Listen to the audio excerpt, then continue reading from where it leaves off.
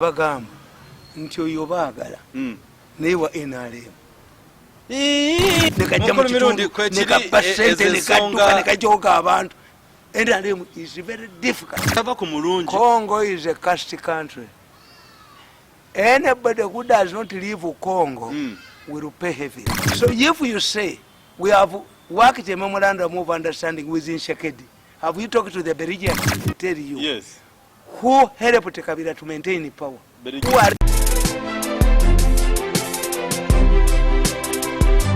Yes, alright. A very good afternoon, all our viewers all over the globe. Musibye mutendo ate mwasuze mutabali monseze njawulo. Twebaza omukama bulambu atuwadde ate tumwebaliza ddala. Ne twebaza obudde obusinga nti no febani Katonda bawadde obulamu okusinga mukusika twali mukussa. We are not the right people to be breathing at the moment, but because by God's grace we are still surviving. Kwe tuli n'omukulu Tamale Mirundi mutabani wa Yokana. Wa Yowan. Yokana abamukuisa. Era tuli brothers and sisters. Tuwamanya gawo kana. Kiki ngoti akakolwadde. Anze mbadde birabye ebinyambi okubeerawo. Covid okuva lwe yajja nze tankuteeko. Takuteeko. Kubanga nze nyanguyirwa mangu nnyo. Nange oyinza busiige wange. Akubakayita Conaville. Kona what? Conaville. Conaville. Yes. Ke kano ngaka unyanga walaji. Akakolebwa Professor Naziru. Professor Naziru ye professor awa Congolese amagezi ku viruses. Okay. Mu America. Yajja wano. Twejukere dagali bali bayombera. Tekadaga abalimbye. Bazimbye factory yamanye Matuga. Kakati ko kano utambula nako. Tekako butesi munsawo. Oteka munsawo edda batambulanga n'obugolo. Kunoteka ko maskiyo. Kubanga abantu bo balowooza nti biwedde. Batusubiza na third wave. Tuyiza okudda. Tewali kye bayita third wave oba second wave oba kiki. Kitegeeza buli lwe mubagulira ne muddayo ne mu interactinga. You develop anti-emphasis eri ku prevention nga bino to vaccination. If you vaccinate a group, then you have insulated, you have armed, tebasobola ate kukwatibwa ate tebasiiga. Kakati vaccination taking place in processes naye ate wano ewaka kati era wekyali abakwatibwa weri abakwatibwa abantu nga tebamanyi omulwadde era akwatiddwa era mumwaisolatinga mu kisenge ne muyita ba experts era ne mukolanga obulwadde bwe buli naye media etambulira ku bamafia dedde bamafia lwe banasalawo okugamba kati omuwendo gulinnya erinnya nga twolekera Christmas batuzeeyera anti ku Christmas bajja kugamba kati balinnye ogwo omwezi festivals zonna zigwe obwavu bwonna butta abantu bakugaye nti bulinnye kuba fika zaabwe be bazirinyisa nedda ono nga tumuyita omusajja ono Professor ani Naziru ajje wakajja atufune factory wano tutandika obunywa n'oginywa weri tubinywa na bunywi nakola even for American market naye kati nze abantu kyembagamba nti obulwadde tebuyinza kuggwawo naye ggwe amawulire gye gakoma okuba obutayogera ku kintu amawulire bwagawandika ku kintu mulowooza gyekiri amawulire bwagatawandika ku kintu mulowooza tekiriiyo.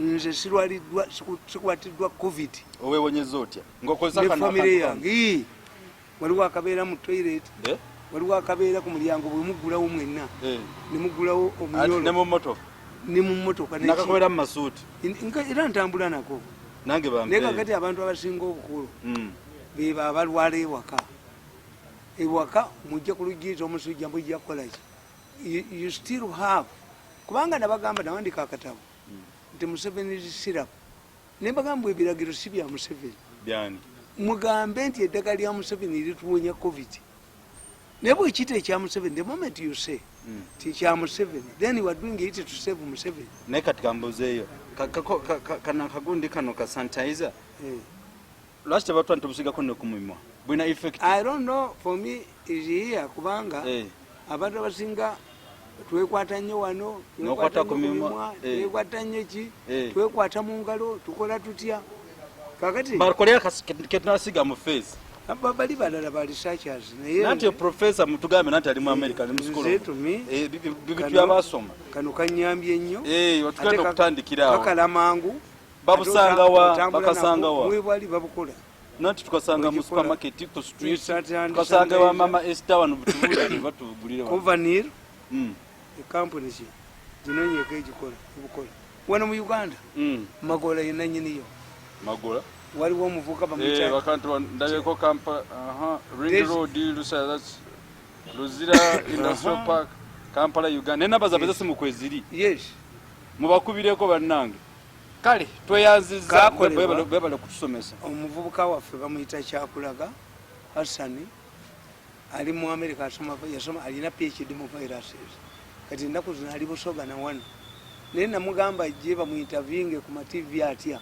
manyi bagenda babagamba abantu bangi bati okujja mu Uganda tibotuka mu Uganda bakutoka okuteeka kamu musango ne bakusiba bakubbe kiri Uganda yes kale wetugenda okutandikira n'olwensonga abatambudeko nabo aba COVID-19 please embeera ya COVID it is still real ate mugezeko okwegemya sanitizer muzisime kweziri olaba ne muzayi mirundi atamba ainako omuto yakomukori anti nze ngubuli olabye ndwaddeko munange COVID bukyabera ate ne bamoderator bange tekuli yali alwadde bukya COVID lwe yajja natutambula ffenna teri moderator wange yali alwadde why kubanga kano nabumba wa I move with this nabo nemba wa okay n'olwensonga eyo atwala nono omukyala gunagamba abalwadde liri kawempe eyo balita kawempe medicare bakola bagamba kola banyongo ogenda walogenda ku TV eri nogamba ofunanga akalwadde konna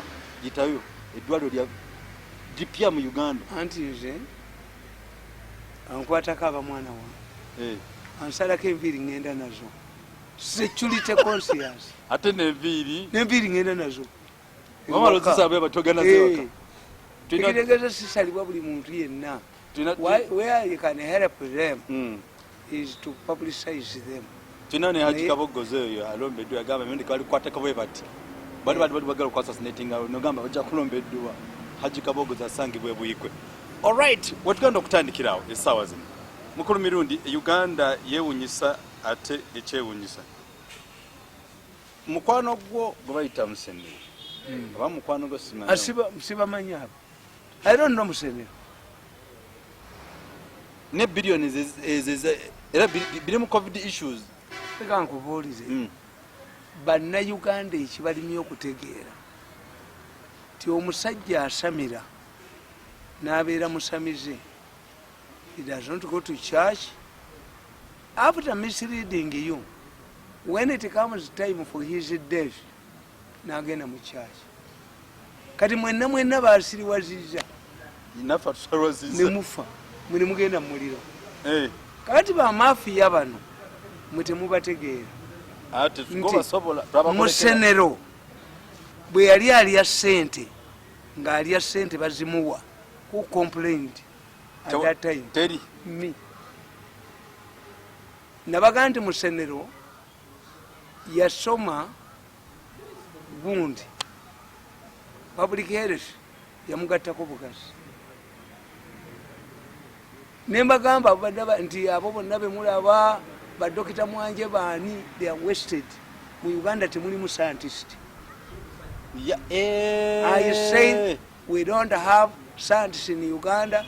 You cannot have a team of scientists who have time to go and check the ventilation system of an arcade. Nembaga nti scientists in his laboratory. Museveni does not have scientists. This is what I say. They only rely on the information outside. Kakati bane bagamba bagezi. Kati today, let me analyze the situation. Me I know. I said every tribe or ethnicity has a problem. Baganda, we have our problems. Tuinenkwe, intrigue. Aba Western, aba Malis.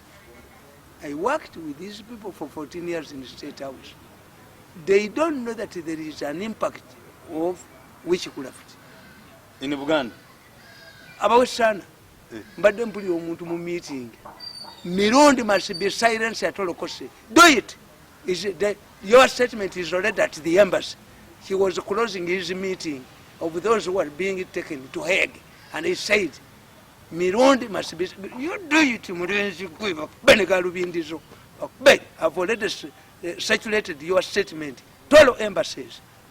Abantu bakukwate bakukuba obujozi bwoyina nze nabagamuta abantu malwaliro kagame nkugamba ti abawestana bayinamu arrogance ti abantu bano balowooza ti we banjoga ngende mbafukamirire who should kneel before the other.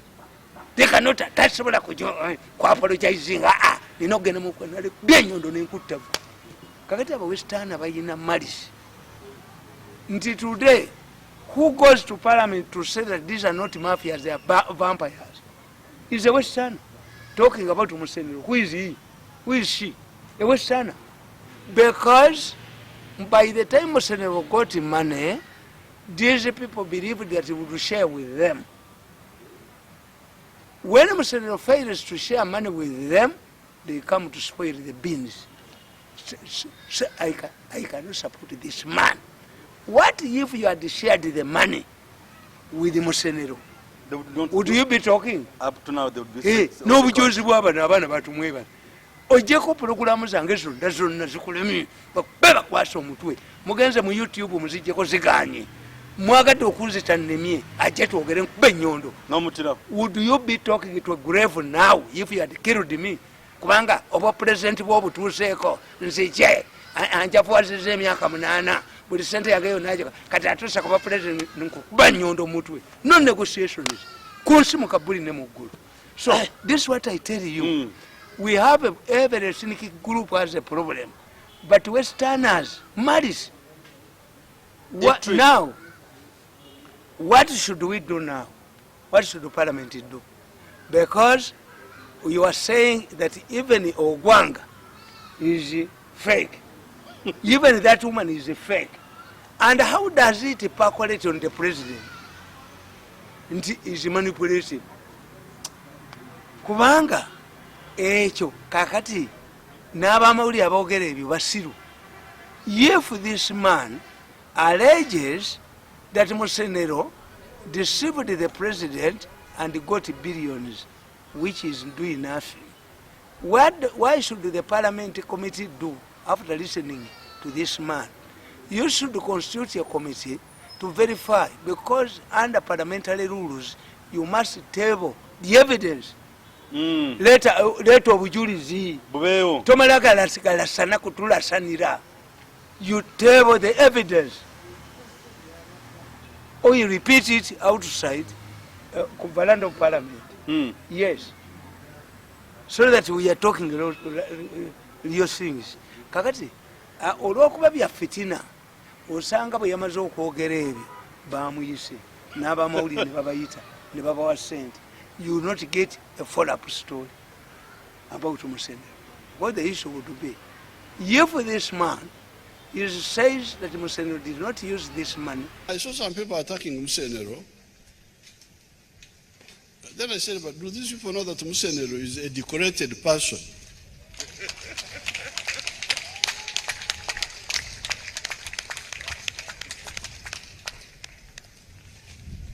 Because I came to know Musonero from Dwaniro. Then we should make a journalist who is not paid for, or a blogger who is not paid for, who is in the mercenary, would move to find out. Government, now that this man in a parliament alleges that the money was wasted, what do we do? What I just look what was the money given to Musonero supposed to do? Did it come from parliament? Bano abasajja babye Museveni bamuzanya ne bakamala bamuzanyira mu legality. Museveni is national task force. All of the money collected and the vehicles and the materials cannot be audited by the auditor general. Kalolo kulutu tali audited. Bwe yamala okuzirya alina jalamba namuwana obwa advise milioni 5 abawe nze sirikolako nabo nze sinza sobola kukola na kalolo okulutu. No, wanudde bajja bayola nga nfuna mmeka nti nze nfuna milioni emu kitundu kalolo milioni 5 ambaze n'okulya ziri nga nange mpuuba engalabi muzeeyi yampadde kati ndi advisor nswere empunu talindabayo milioni 1.5 milioni 1.7 ngaliwo aba5 nti nzo nimbira ku neemu nze esoma propaganda sisobola kakati nkugamba singa tubadde honest sente Museveni bali abasajja bagezi ti sente zeyawa Musonero zava mu parliament. If the money zeyawa Musonero did not originate from parliament, that is potea, because the auditor general only audits money that originates from parliament. Simple. Sente zokka auditor general zayinako obuyinza ze sente ezivudde mu parliament. Ezisiddwa parliament. Kakati bano Museveni kye bamukola bateekawo task force. Task force ya Museveni is a presidential fund which must be audited by Museveni himself. Motoka kalolo kurutu nadduka namuwa n'omulimu n'ateeka ne parliament ku bunkenke bannange mulete biliyoni simanyi mmeka baadivaiza bambabazi baani bo baligenda ddi. Why don't I give this money to younger people? If you people, I heard about Mbabazi in the 70s. It needs government handouts. What about these younger people? Nze kyovola basibisobola njakuba ebiroko mu mpale naye tebali njoga. No! Kubanga awo wennyini obujozi we buva nti obulenzi buno butumwebaza okubajooga kategeera nti gwe ne banakujja wano ne bakutwala wano ojja kulemerawo. Bwe bakutwala wano gwe ne buba house wife waka ne bakufulumya ennyumba ne mu kinabiro ojja kusulamu. Nze nabagambye nti to call them advisors. Why don't we start a senate? Because it is embarrassing. Nti Mbabazi advisor nti undi ono because to advise a minister takes an oath. I swear by the Almighty God that I will advise the president, support the constitution, so help me God. Kakati gwe, if you were a former prime minister and you failed to advise the president as a prime minister, are you now going to advise him as an advisor under minister of presidency? Never. How? Because now as an advisor, Amelia Chambade, who was the principal private secretary to the president, who was arranging meetings to see people Museveni, he is now, if he wants to talk to Museveni now, he must go through the minister of presidency. What am I waiting for? Musonero tumuveko kakati sisobola kebalide balide nkuga nti nze Musonero simuyinako buzibu. No, bw'oba liteekawo akakiiko tuli balabako nga waliwo gavumenti endala walibeerawo gavumenti nga bwebali obalabe kabangali nga badduka Musonero agikanga baddeko ng'embuzi ennume eyo gavumenti ejyo bamalamu kale ajagikanga balako kakati muzaitu n'ebintu bibazenyemu obuzenyi ne beekuba mu mawulire kati abo yabayise. You will use a follow-up story in the newspapers. We have what we call a follow-up story. When you make a story today, you follow it up with another story. Absolutely. To update. I want to assure you that after when they expose Musonero, Musonero might have called that MP and others and give them money. Absolutely. That's it. Tuchaliwo okubaweereza. Era olunaku nenga kibinyo nti no Musonero sente za government. Sente zaffe. Bamwe sente akole bintu tujja pala bakoba nga bagikanga ne sente za government tejja kubona agikanga baddeko ng'embuzi ennume anti mwekyemba buuzi. This government has all made all the promises. Baana kusomera bwereere.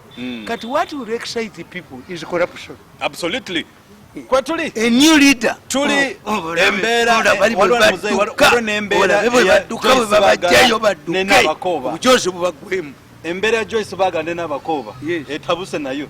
No, you see, Nabakoba nabagamba nti oyo baagala naye wa NRM. Yes, she was getting 5 million shillings from a ministry. Joyce Bagala afune sente za government abadde umukozi wa government ne muzeeyi ate na olidde Bagala naye waabwe Bagala waawe bannanga abantu batwerimbikamu. yes temuyina muntu nabaga nupu ya government Bagala is wendaalimu yennyini anti afuna atya sente nabagamba gavumenti eri split ntutu Bagala aba government bali mu kubalwanagana. I challenge Bagala if she has not been getting money from a ministry to do what bebamu Nabakoba bamukuba bali tebamwagala mu information kumwekaliako kebatwale hege mwekali mwebuli nakana kalina omutwe kajagaladde obutwe obukajagaladde bukya buneregamu oyo omuvuka agambye wese kole avoid alerted embassies kikole mulenzi gwe nogo bakukongereko ogwa mada obujozi mulenzi gwe bakugwe mu mutwe olumba oli kutaliva kunzi bwoli batomvuddeko mulenzi gwe ejjogeryo bajja akasula enjovu kaba katono nnyo ejjogo ly'omulenzi oyo taliteekako mwanda we yazenga lukosi agiwuga abalala gavumenti yesizalawe negivaamu nenjimulekera neŋŋende waffe emyaka 8 noneewerera mirundi masibe silence atole kikoleko omulenzi gwe bakuba empale ezo bazikumalemu abantu bakuttirewa tumalize kati Joyce Bagala oba oyina amaanyi kakati gamba abazungu okunda kugenda kwera kuti olowooza byabwereere bamala sente za gavumenti nti bonna be bamu mu Uganda bonna be bamu tetulina fundamental differences we don't have fundamental differences bonna banoonya kulya yes abantu bano bonna banoonya kulya tewali ideological differences not at all tewali era ffe abazze mu kulwanirira ensi ffe tuli basajja bagumu nze nkimanyi nti njikulabako wano abadduka njabalabako abo bonna byeboogera ebyobusiru nga bali kumpi olaba abakadde abadduka mu helikopita olaba akwata ku nnyanja nga bamugoba adduke Kampala afunda afuuka ettooyi They will happen. I'm telling you, they will happen. So kakati because the population is fed up. Aba abaana kye bakoze gavumenti ekibi tiosanganga ssenyonyi kakati tukankubuulira bw'obuulira abantu ba Uganda bewaggalira mu nnyumba Museveni najja ku TV n'alaga b'oggwanga nga Uganda bwekoze eddagala promising enkya ne bagatta biriiyo tomorrow Museveni agenda kwogera ki? They are demystifying the president. And this is why I say, this should not be stopped to be only allegations. Somebody must substantiate. Otherwise, Museveni is left as a person who doesn't know what is happening in his country. Bwebagamba nti biriiyo n'ogwanga alimba nga omwana ettaka nono omukazi n'omwana essere then kakati will Ugandans continue listening to Museveni who is cheated? If you are cheated here on a serious matter and nobody is arrested, nakali mengala biyita ogirabako nakali mu bujozi bw'obusiru bw'obugwagwa bwe tomulaba naye abantu ngo bakubye nnyo bakola ki? Yes, and nkubuulira nakali would move in. What have you said? Nti Gondi Musonero yalimba. I would, if I was Nakalema, I would move to this man who was given him money. Move, even if not in Nakalema. But Nakalema is very exciting. You would find out, read the newspapers. And you should, let me tell you, what was the job of President Museveni in the 70s when he was working for the government? Museveni's role in the 70s was to read the newspapers, analyze its content, and brief for Obote. That was Museveni. That was his role. Read all of the newspapers, analyze their content, and make a brief for Obote. That was his role. So if we read in the newspapers, allegation that Musonero, the money given to Musonero has not been utilized for the real purpose, I would expect the Nakalema to move in. Of which has not yet been. Yes, that's sobola. You tagenda you. Kwejo abantu kutusa libaleka baka tasaka acid. Ejoko lyako likawumula. Babye sente wano tekanyika. Kagenda kwejo abantu kwejo kwa bujozi bakajoga bakamanta alireno bakamanta alireno. So what are you going to do? That's why for me I'm consistent. Nti if it does not make allegations substantiate and the president is put in a bad shape, if these people cheated you, nti bayina eddagala lyebakola bakulimba, so these are thugs, these are criminals who should be arrested. failure to arrest them mean these are lies. But a name of people go to parliament and tomorrow is silenced. What will people continue listening to Musonero again? Oyo babba mubbe, oyo babba mubbe, oyo babba mubbe. For how long we, who are not given a coin, shall we continue defending you people? Yes. Tebaina kebampa. So nina genda yo ngene mu president's office bajoge embwa yaabwe nina olombere wansi wa muntu bajoga ateke mu pajamazi omukulu sijja genda yo. Yes. Bebiraka mu mpale nindi endala. Naye ekyokubeera wansi w'omuntu. Era kasonda government. Ekyogenda mu president's office bajoge. Bongere bajoge ku nsonga eyo. Yumasamba under somebody. Mbanyaga tukubira mu kottoki. Abantu bano ababiri Joyce Bagala Nabakoba. Endowooza zaabwe. And what is likely to be the end result in the election? It was a bad strategy for Nabakoba and the government.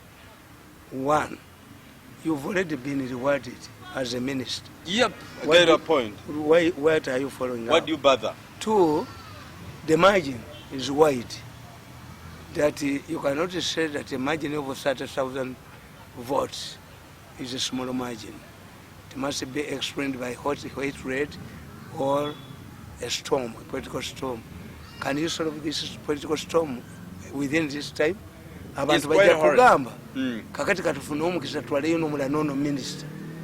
Ekyokubiri kikyakuwanguza luli obubi bw'ekityo kiki. Kubanga oyo omuwala Nabakoba yayiganya nnyo oyo omuwala nga nze bwe banyingazi nagenda mukolere sikuba ennyondo n'ayagala mujja kukwanda n'agala obujozi bwabwe bwe bayina. Nina okujooga ennyo ojja onkolere sikuba ennyondo. Nze ne bwe nalibadde mukazi. You rape me, I strangle you. Naawe n'ofa. Twayinza kunjooga ne tuddingana. You will do it again. Let me deal with you. It will not another one will never attempt it. Tokkiriza, tobakkiriza, totuula nabo, tokkiriza bujoozi. Meeting why? Because the bar can wrestle stop the match because I'm hitting you. No. Wankuba lulionzi yo kumpego ukozechi. Kati dwacho ja ndikubanga kakati nze kangende yo musiru abato mwako center abato kalechi ajatu nedda nkubatula. Kakati uyu Nabakoba yajonyesa nnyo munne. When somebody becomes a victim, why do you fear her? No mugoba ku mulimo n'okola ki? Ekitegeeza kati nebo kateekawo olwaleero. Nabakoba is not likely to win. One, NRM has assured the majority. Why should we reduce the number of minority group opposition and you maintain a person who is already minister? Two, all favors zigende. Yes. Two, Gonde, Bagala, toyinza munenya mu bbanga lino lyabaddeyo. She had to adapt to mu parliament. But defeating a minister is not easy. In fact, Kenyatta had a policy. Once you defeat a minister, you become a minister. Oh, that was the policy. Yes. How can you defeat a minister that Tumwebaze has to bribe? This Masia Kasaija has to bribe. A minister with all the resources, and you are defeated. Kenyatta had a principle. You defeat a minister, you become a minister. Because they had a single party system. A single party system. But at times, ours is rigging, it involves rigging, money vote buying because a certain group brings money. But what I can assure you, in fact, in Uganda, for us, you fight somebody at a certain extent. If these people are not fighting, me, Nalibadena Barekada,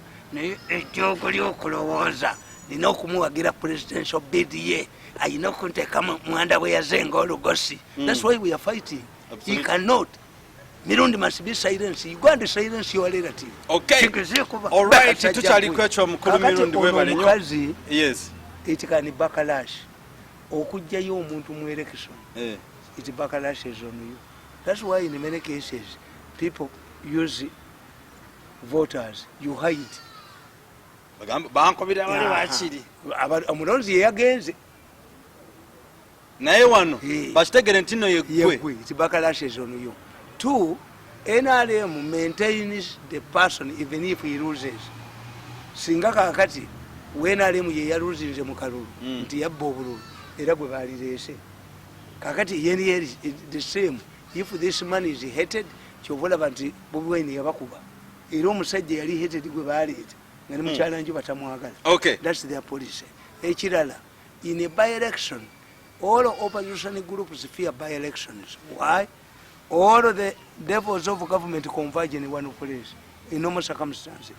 Ebibiina byonna ebyopposition bitya by-election kubanga eri ebibiina ruling party ebespiriti resources zaayo naye mwena alimu by-election bagibbiramu ssente Museveni olubawa ssente te candidate si yabanazo nekajja mu kitundu nekabba ssente nekadduka nekajooga abantu NRM is very difficult for NRM to win a by-election. Kakati mukulu mirundi ebyatuguddeko mu ggwanga bitegedde lunaku olwajjo kuki Uganda eringa efuusa ekiddukiro ky'aboonoonyi kiddukiro ky'abobuddamu kiddukiro ky'abessanyu kiddukiro kya buli kintu mu Uganda. The Congolese.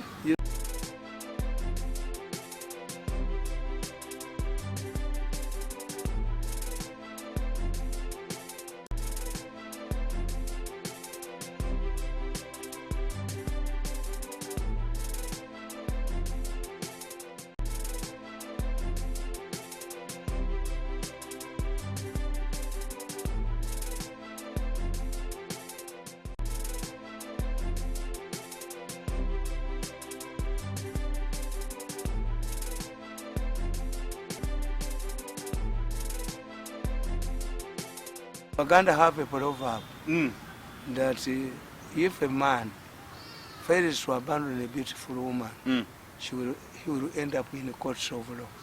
The Baganda have a proverb. Amuganda agamba.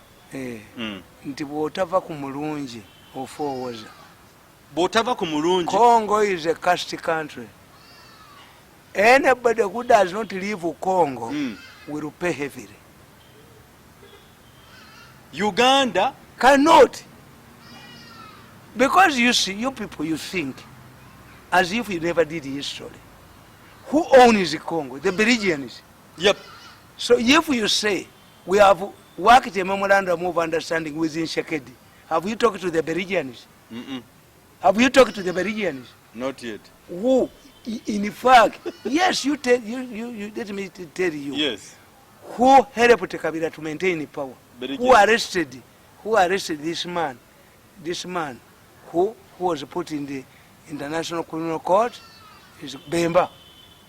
Yes. Because Kabila had agreed to borrow money from China, which the Belgians and the French did not agree. But they told him, let us swap. These roads you are talking about were started by the Chinese. So if you don't go to, the first time you went to Congo, you brought a huge debt of Chisangani. Today, you want to go to Congo for roads. Who are the key players in Congo? You see. It is Belgium. Let me tell you. When a country disintegrates into a non-state actor, it becomes a chifurukwa. A chifurukwa chimanyi kuchara. You find snakes there. You'll find the thieves who go there. You'll find the rapists who go there. The marijuana people. So, restoring that kifurukwa to a normal house is not easy. And when you talk about that area where we are going to construct roads, it could be more bigger than Uganda itself. And who are the people who are interested? Kenya is interested to deploy soldiers there. NATO was considering deploying, establishing a base there, because the Italian ambassador was killed there by who? The Congolese. You are now talking about the M23 has emerged because its conditions were not fulfilled. Are you going to fulfill them? So, Rwanda. What about Rwanda? Congo chifurukwa chiriao. The snakes are there. Congo is comparable to a deserted house, a kifurukwa in the village. It has snakes. It has rapists. It has marijuana smokers. Congo is a country. So Uganda I don't know why Congo has remained featuring into Uganda's politics. The 1966 crisis was caused by Congo. There was a motion in the parliament to investigate the Prime Minister Obote and Idi Amin that they were selling, they had received the gold and the money from Congo rebels. Amin also sent soldiers to help Mobutu. Immediately he left, things started moving badly here. You went to Congo, Kisangani. This is when we fell out with Rwanda. You are going back. Mwabatayiga mwabamutia. Baigama butayiga. If you want to improve transport, why don't you create airfields and use planes? You see, a country's sovereignty, and these Congolese, you people, you think these Congolese is a people. The Congolese defeated the Belgians. The Congolese defeated Mobutu with assistance of other people. Why do they accommodate? When Uganda soldiers went to Congo, we went with Angola, Zimbabwe. Yes. What happened later? When Kabila died, he was assassinated. They ended up with fighting Angola and Zimbabwe. Eventually, we ended up fighting with Rwanda. And indeed, it was that has undermined the relationship for all the future negotiations. So, Congo mujiveeko. Kakati nati chengezako kwebuuza. Fenga tetunafuluma mu Uganda oba olina disaster ki kugemesa ku ki bano babagemeddewo. Nze Yesu si eyo oba babagemye. Tebatwatadde bulwadde. Bagala ne bwe mwagenda e Rwanda, what happened? Dead bodies floated on Kagera inside Lake Victoria, and Ugandans were affected. They abandoned the fish. Kakati bano bazzi. Bano abali mu Prime Minister's office bafuna sente kugula bulangiti kola ki. But what I'm telling you, Congo is a caste country. When you go to Congo, read Uganda's relationship with the Congo and how we have ended there. So, I don't know, but is Uganda bigger than Congo? Yeah, no. Uganda is smaller, very smaller. But you see, the interested parties. Why do you have 01 belonging to CD01 belonging to? How did the Congo become a colony of Belgium? It started as a possession of the king. So therefore, if you go to Congo thinking that you have struck a deal with the Congolese government, first of all, let us ask, is this Congolese government dictatorial that it will maintain power for 20 years like you? Are you saying that this has been agreed on by all of the Congolese parties, that if another Congolese government comes to power, you will not be chased away with your tractors and what? What agreements can we trust our Lord drafters that at this time they have filled all the loopholes? So you see, before we invest in money, which is badly needed here, have we talked to the key players? I've told you, NATO wants to establish a base there. This is why the Italian ambassador was killed. It was alleged by rebels belonging to Rwanda. Okay. But Rwanda being smart, they went away with it. But now, before you go further, my concern is Uganda kwata sente gende zimbe engudo mu Congo. Engudo za Uganda zaweddeyo. No, but what is the interest? Why should people think like that? Basobola okukola abayinza okuba waliwo ababbi. Government donation. Waliwo bamafia balowooza nti they can create a country. Really? Nti bayinza okwekolerawo ensi yaabwe ne babeera nga baddusi. It can be a strategy. But for me, what I'm saying, nti amawanga gakolagana, and at times it is bad. Nti kakati oyinza kusanga nga Mozambique gundi Zimbabwe yakuumanga oluguudo lw'eggaali beyira ki baluyita bati olw'oluguudo. What caused the defeat of Jakaya Jamwa of Gambia? He blocked a highway which passes through Gambia to a territory of Senegal. Okay. But now, what's more interesting? Yes. Okutugamba nti mukola enguudo e Congo, you invest our money there. Have you talked to the Belgians? who control Congo. You know, maybe President Museveni might have talked with who them. Who have the land titles of that area? The Congolese or the Belgians? It is the Belgians. This means no. Parliament would ask, because this is a permanent issue. But is it an offer? Are we donating these roads to Congo? We are not donating. Because if you are dealing with Kabila and Shikedi, and this is a democratic country, at least it has acquired this democratic name, yep. The Democratic Republic of Congo. If Kabila went after serving the special constitutional period, I anticipate that even Shikedi will go. Are you sure that the incoming governments in Congo will respect this agreement? They cannot do that. This is what Parliament would ask. But I'm not asking you. I'm asking even our parliamentarians. Not Parliament after Tuyambie. Do we have even a parliament?